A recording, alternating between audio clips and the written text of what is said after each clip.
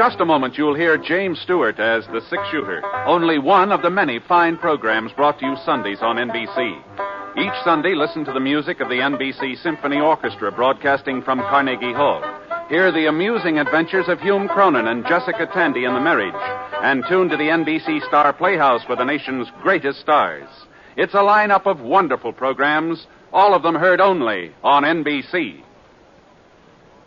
James Stewart as the six-shooter.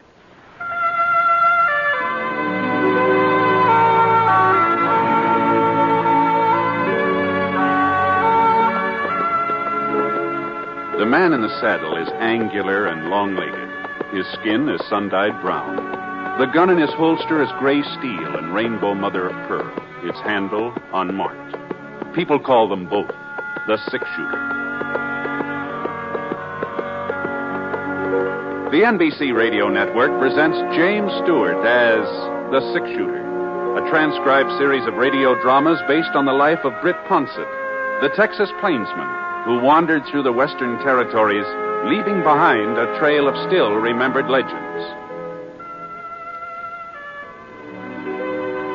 Now, in just a moment, immediately following this important announcement, you'll hear Act One of The Six-Shooter. A Christmas gift with a future. That's how everyone feels about a gift of United States savings bonds. Because when those bonds mature, they pay back $4 for every $3 invested.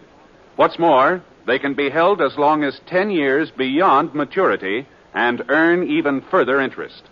Give a gift of United States savings bonds. Now, Act One of The Six-Shooter, starring James Stewart.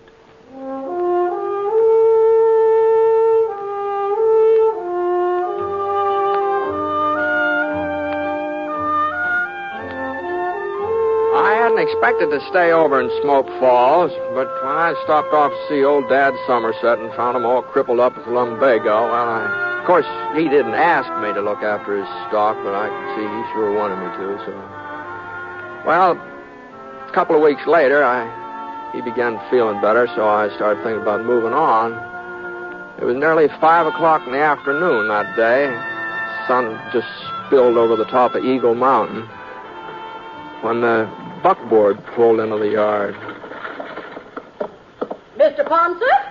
Oh, evening, ma'am. Mr. Ponset, I'm Grace Proudly. Oh, pleased to meet you, Miss Proudly. I've been meaning to come out and see how Mr. Somerset's been getting along, but I just never have a minute's free time. It's canning season, you know. Yes, ma'am. Well, Dad's feeling much better. If you'd like to talk to him, he's right in. No, just say that I asked for him. As a matter of fact, it's you I want to talk to, Mr. Ponset. Oh? You see, I'm president of the Ladies' Aid Society of Smoke Falls. Uh-huh. We're affiliated with the church and do lots of charity work, Christmas baskets and things like that, you know. All the best ladies in town are members, and we don't just take in everybody either. Well, Now, this is what I'm getting at, Mr. Ponset. Tonight's our box supper and square dance. It's an annual event.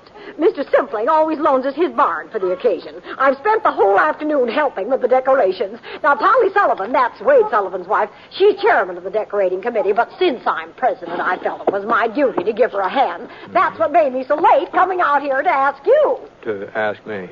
About attending the supper. Oh. No, well, I'm not going to take no for an answer. Oh, but Miss Proudly... To tell you the truth, I've already told folks you were planning to come. Oh, but you shouldn't have done that. Now, after all, you're practically the first celebrity we've ever had in Smoke Falls. The auction starts at 7:30. You won't be late, will you, Mr. Ponset? Oh, but... And one more thing, would you mind wearing your gun? The men folks are especially interested in that. Get up, Sheba. Come on, someone. Oh, but, wait a... 7:30. Wait a minute, Miss Proudly. Say there, Miss Proudly. Oh, dear.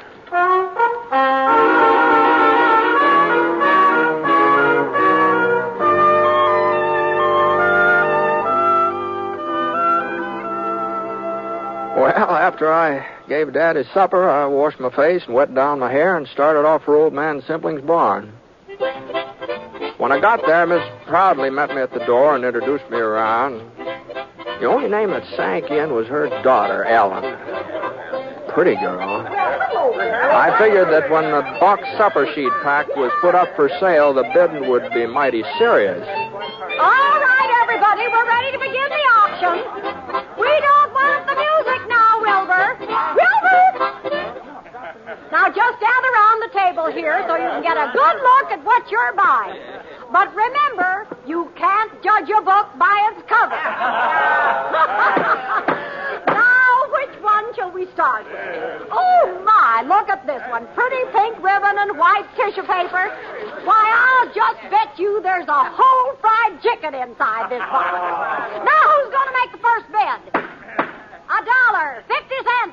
Don't forget, gentlemen, a pretty lady's company goes with the supper. I'll give a nickel. Now, Spud Hooker, you stop joshing. You know we don't take any bid less than a quarter. Yeah. Now, who'll offer a quarter just to get things underway? Look at this lovely box. Just think some nice young lady spent the whole day fixing it up. Then she'll be too tired to dance. Come on, somebody. 25 cents. Why, it costs more than that. The auction was kind of slow in picking up momentum. But when Mrs. Proudly started in to make the third sale, well, there wasn't much doubt whose supper she was selling. Ellen Proudly sort of reddened in the cheeks and tried to look unconcerned. I saw her give somebody a glance on the other side of the room, almost like a signal. Couldn't tell who it was intended for, but there were two fellas standing over there. Spud Hooker is one, a tall, husky, about 25. He'd been cracking jokes and acting sort of like he owned the place. The other boy was kind of a different sort. He's thinner, shorter. He hadn't opened his mouth since I got there. Now, let's see if you can't do a little better this time, gentlemen. Here's the next supper. Oh, boy. My, it looks familiar. Oh, I guess I shouldn't have said anything, should I? Ellen will just about murder me when I get home. Oh! Well, as long as the cat's out of the bag, I might as well go ahead with the sale. 50 cents. Bud Hooker bids 50 cents.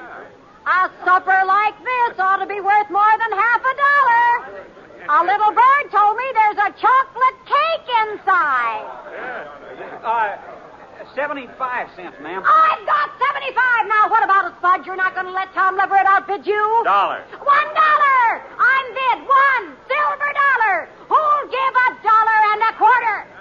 $1.25. Don't forget, gentlemen, it's all for charity. $1.50. Now we're getting somewhere. I'm bid $1.50. Spud Hooker offers $1.50.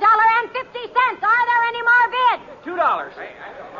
You're bidding $2, Tom? Yes, ma'am. $3. Oh, $3? That's what I said. Well, now, we all appreciate your enthusiasm, boys. But remember, this isn't the only supper you can buy. It's the only one I'm buying, and I'll take it right... $4. Huh? Well, all right. Going once, going twice, and it's sold. $5. Now, Spud, are I'll you sure? bid $6, Miss Proudly. You're making a fool of yourself, Leverett. Ellen wants to eat with me. My bid's $6. 7. Now, boys.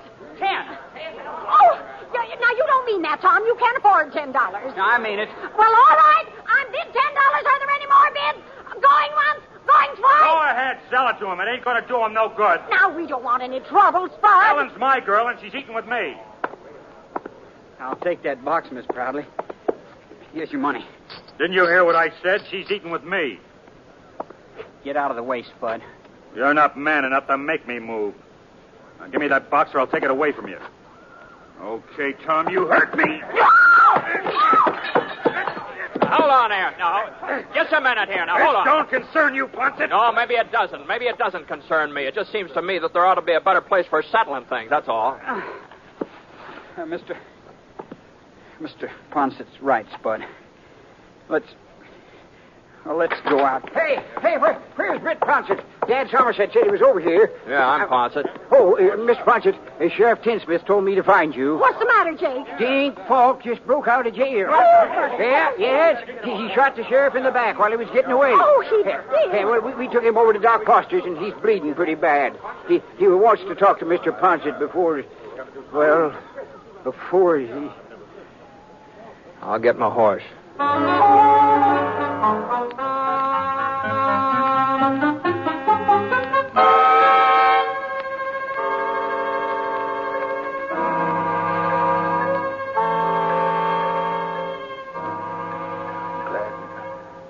Glad you got here, Britt, before... Now, what are you talking about, Ray? You're going to be all right. The doc says you'll be back on your feet again inside of a week or so. Don't know what I was thinking of. Letting Dink Falk get hold of my gun while I was serving his supper. Must be getting careless in my old age. Well, you're not the first man to have trouble with Falk. He had a pretty fancy reputation from what I hear. That's why I had to see you, Britt. My fault he got loose, and I don't want other folks to pay for my mistakes. Well, what do you mean? I know this town, Britt. I'll get a posse together and start after Falk. Well, that's... And they'll catch him, too. But going out in a crowd like that, he'll hear him coming. Falk's a wildcat killer, Britt. When he's cornered, he won't give up. Pick off 3 or 4 of the posse before they can close in. Well, not if they're careful. That's the trouble, though. Fellas here ain't cautious. They're bullheaded, but you'd know how to take him, Britt. No, I ain't saying it's your duty.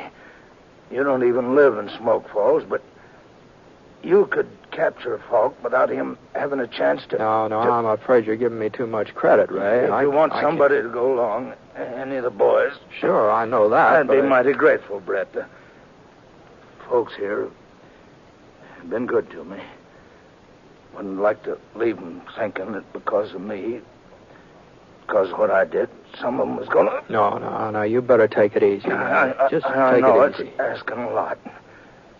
Falk's a good shot. A wildcat killer. It's asking...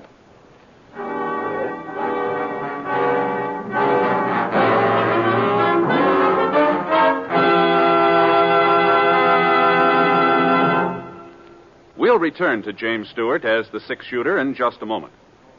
Recently, the American Red Cross was called on for immediate and dramatic expansion of its part in the National Blood Program, was asked to make available all the gamma globulin possible for the prevention of paralysis from polio.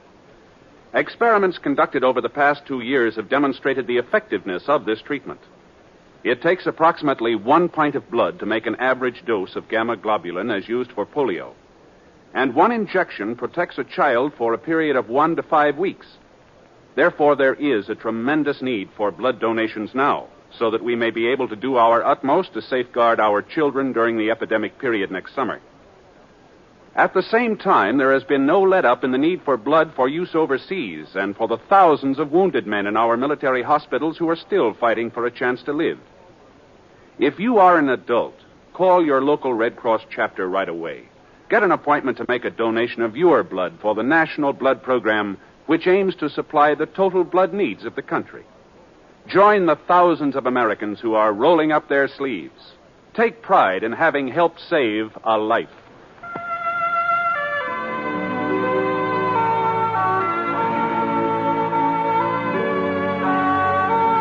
Now, Act 2 of The Six-Shooter, starring James Stewart as Britt Ponset.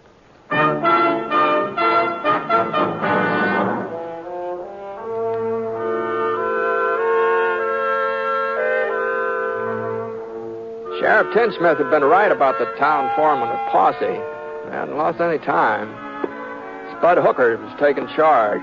I was kind of surprised to see that Tom Leverett was along. But I figured he and Hooker sort of joined forces for the time being. How is he, Ponset? Well, he passed out a few minutes ago. Maybe it's just as well. At least he's getting some rest. Yeah, well, we're going after Falk. The other boys are waiting behind the mercantile. Looks like you've got quite a gang. I ain't got no objections to having you go along, too. Not that we need you understand? Yeah. Well, you coming? Well, I had a little talk with the sheriff just before he lost consciousness. He seemed to think that taking out a posse after Falk wasn't such a good idea. What's he want us to do, let him go scot-free? No. Sheriff Tinsmith sort of suggested maybe 1 or 2 men would have a better chance of catching him.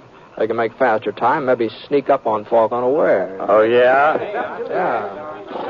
Well, it's okay with me. You going to be one of the boys who goes after him, Ponset? Well, I hadn't exactly made up my mind. You better make it up faster. I'll take somebody else. Oh, I see. Well, in that case, Whoa. Say, your name's Leverett, isn't it? That's right, Mr. Ponset. Tom Leverett. Mm-hmm. You want to ride along with me? What? Why, sure. Wait a minute here. I thought you said 1 or 2 men. Mm-hmm, I did. Well, we don't need Leverett then. Well, I tell you, I sort of figured maybe you ought to stay in town, Hooker. So if Tom and I get into trouble, well, you could bring the posse out later. Huh? You're trying to make a fool out of me, Ponset? No, I'm not. Everybody knows I'm twice the man Leverett is. I can ride better and shoot faster, and I'll fight him 2 to 1. Mm-hmm. You want the credit for catching Falk yourself, don't you? Well, it ain't going to work out that way. Come on, boy. I'll find Falk myself, and I'll bring him in alone. That's the way. Hey!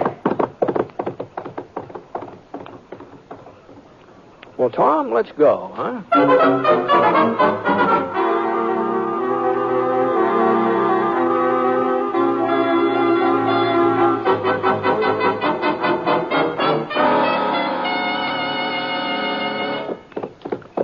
Falk's trail headed west, up toward Eagle Mountain.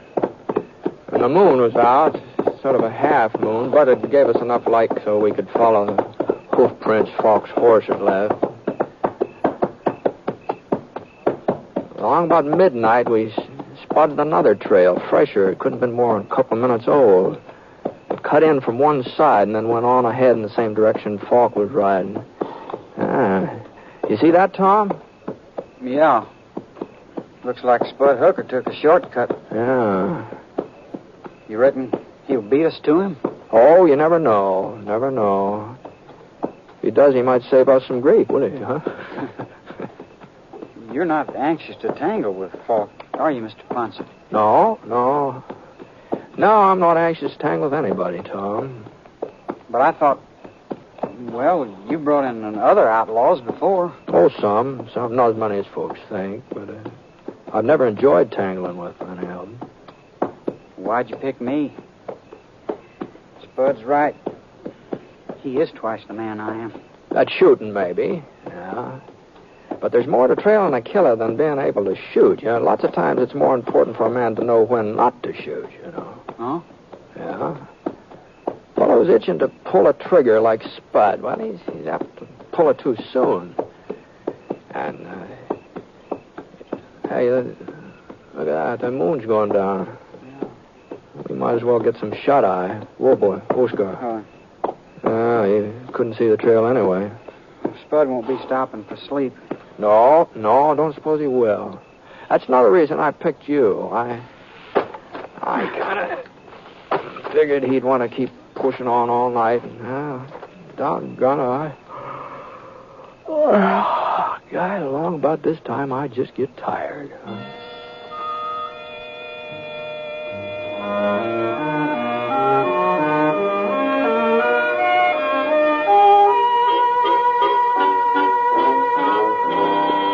As soon as the morning sun began graying the sky, we started off again. Falk's trail was winding up the side of Eagle Mountain now. It was pretty hard riding. Tom didn't complain, even though I could see he wasn't used to it. Every once in a while, he'd almost slide out of his saddle, but somehow he managed to hang on. About noon, we reached a little creek, and Falk's trail gave out. The other trail, the one we figured was Hooker's, it sort of milled around in all directions, then went off on a tangent. And we climbed out from our horses and got a drink of water.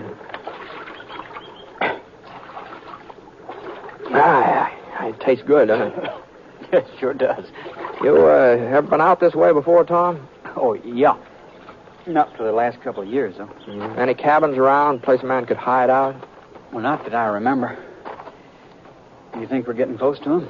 Well, he could have gone on using the creek to cover his trail, but he'd have to stop pretty soon.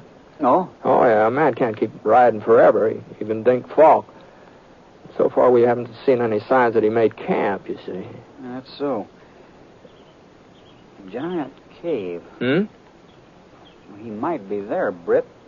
It's not more than a mile away, due south. Giant cave. Well, you've heard of it, ain't you? No, I don't think I have. Well, it'd be a perfect spot for a man to hole up. Nobody knows for certain just how far back into the mountain the cave really goes. Some scientific fellows tried to explore it last summer, but, well, their lanterns gave out before they come to the end. Well, it sounds like something we ought to see even if Falk isn't there. Come on, let's go and have a look.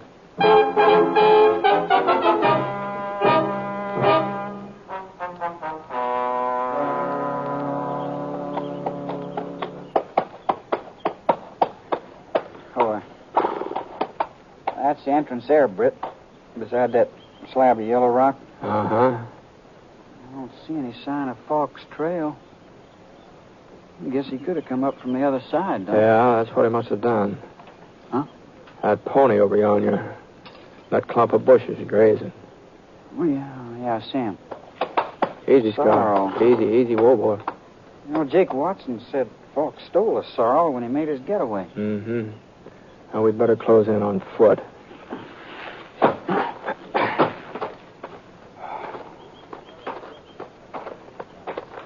We tethered our horses on a couple of spruce saplings, moved into the cave entrance. It wasn't a very big hole. We had to sort of bend over and crawl through it. But the room on the other side, it must have been 100 feet long, 50 feet wide. The walls were sheer rock, sort of rainbow-colored, so smooth you'd have thought somebody had been polishing them. And then the light behind us got down to a pinpoint.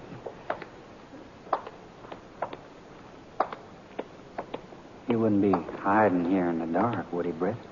Maybe. He heard us coming.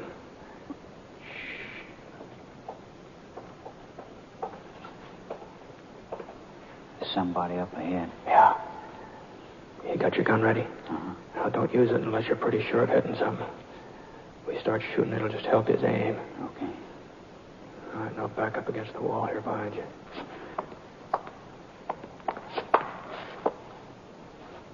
Falk! We know you're in here, Falk. You go any further, you'll get lost. You'll never find your way out. Hey, you hear me, Falk? You're wasting lead. You can't see us. We know that. You can't see me neither. We don't have to. You've got to come out sooner or later, and we'll be waiting. All right, we're going to leave you now, Falk. We're going outside and wait. Hey, where you are? You giving up? No, I ain't. And I ain't alone. What? I got somebody with me. Friend of yours, I reckon. We're coming out together. And if you try to stop me, I'll kill him. What's he talking about? He ain't lying, Britt. It's me, Spud Hooker. Spud. I caught up with him last night, but he got the draw on me. Hold your fire, Britt. He means what he says. He'll kill me if you don't hold your fire. You've got to do what he told you, Britt. You got to. All right, Falk, come on. Start backing up towards the entrance. I don't hear you moving. Britt, please. All right, let's go, Tom.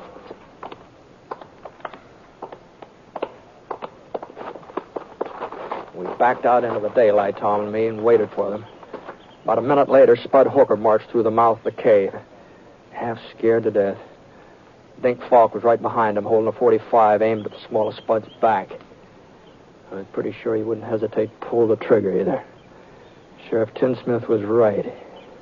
He's just a wildcat killer. He had that stampede look in his eyes as he stood there blinking against the sun. Same kind of a look you see in a steer when the herd's shoving him along. You can't stop or be trampled to death. Hang off your guns. Both of you. Take them off, or I'll fix your friend here. Falk gave Spud a shove with his gun, and he jumped forward. There was an opening now between him and Falk. The next thing I knew, Tom dived forward. Get out, Spud! Tom tackled Spud, and he rolled over. The bullet missed him, but Tom was in range, and he took it. Falk aimed to fire again, and I managed to get my gun out. Bullet hit his thigh and spun him around. Then his leg buckled, and he fell face down. He hadn't let go of the pistol yet. He started to bring it up. Drop it, Falk! For a second, his finger went right on squeezing the trigger, but no, he just didn't have the strength. Tom? Tom, you all right? Sure. Yeah, it's hardly bleeding. I should have let Falk alone. I should have let you handle him, Britt. Well, I don't know. Looks to me like Tom did most of the handling around here. I mean, if it hadn't been for him, you know, I guess I had you figured wrong, Tom. I never thought you'd be the one to save me, but... I wasn't saving you, Spud. Huh? I don't like you. I never did.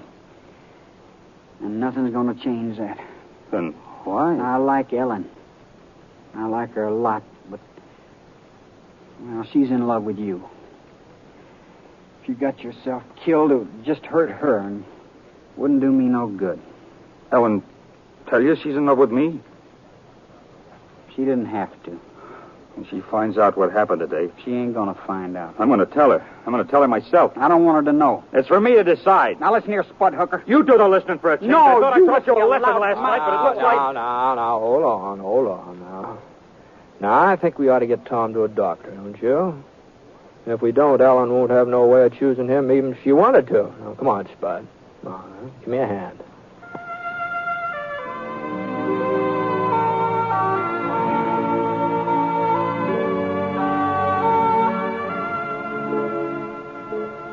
Now, we tied Falk onto the back of his pony and started off for town. I sure didn't know what Ellen was going to do about Spud and Tom. Oh, you never know what a woman's going to do when it comes to, falling in love and marrying and all that sort of thing. But I did know one thing. That picking Tom to go along with me, that'd been a pretty good choice. Ellen probably could do a whole lot worse,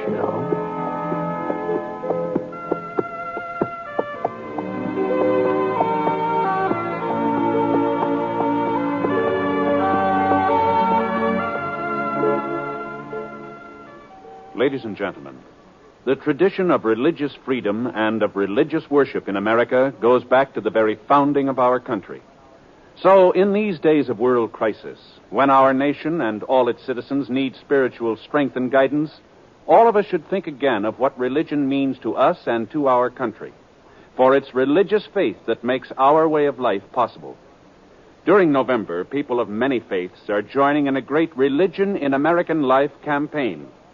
So, whatever your faith may be, you are asked to join in this campaign. Be sure to attend and support the church or synagogue of your choice. And if you have children, by all means, light their life with faith. Bring them to worship this week.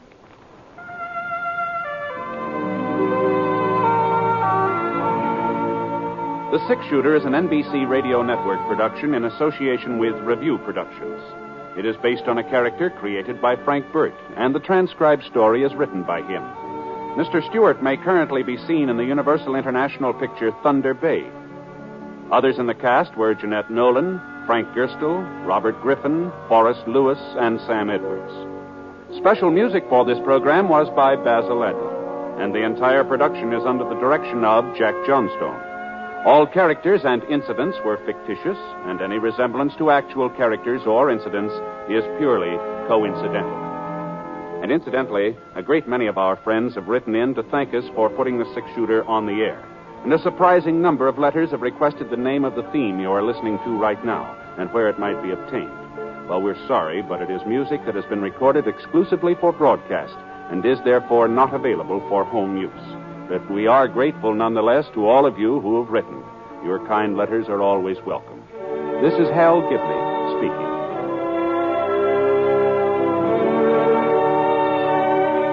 Tonight, here's Celeste Holm in the NBC Star Playhouse on the NBC Radio Network.